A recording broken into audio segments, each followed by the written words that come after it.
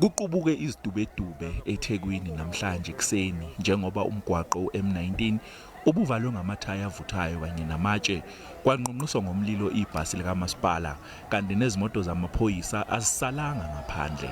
Kucekelwe phansi inxanxathela yezitolo kwaqekezwa nesitolo esidayisa ukudla.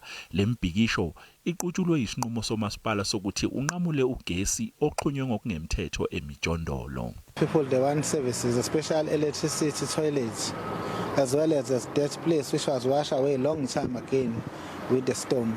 Naso Lundi simanzonzo isimo kanti umphathi womasipala wasoLundi unkosenye Zulu ugeqe amagula ngokuholele ekutheni kuqubuke izidubedube oLundi.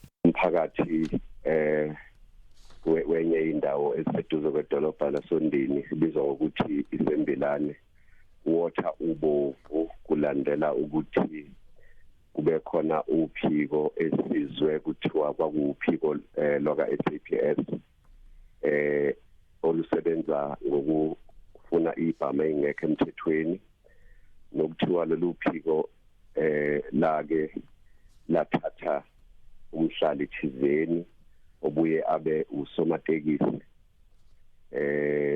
lomhlali kuthiwa ke emveni kokuthi amaphoyisa eye asondelana naye ngenhloso yokuthi afune isibhamu esingekho emthethweni kuye lomhlali uye waphangalala. Umphakathi ke uthi uphangalale ngenxa yokuthi amaphoyisa yiwo ayambeka isandla.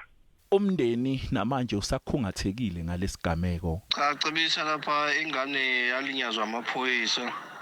Kwangena amaphoyisa endlini anqamula kodwa ucinga wangenanga esangweni anqamula ucingo asengena ngaphakathi ashaya ivalo athatha umama wengane ubehlala nomama wengane amvalele ekamerweni.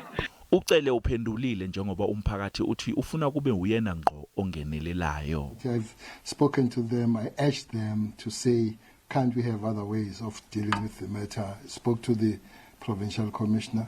I see some missed calls from the political leaders from that area. I see them now. I think I'll be speaking and try to work on the matter. Kumenze ukuhlinzekwa kwesidingo nqangi emphakathini wasoLundi njengoba namahhovisi omasipala evaliwe nje kanti ayikho inhlese yezombusazwe esolakalayo kulesigameko. Amaphoyisa asiqaphile isimo. Umphathi womasipala uthi njengamanje simanzonzo isimo kuleya ndawo.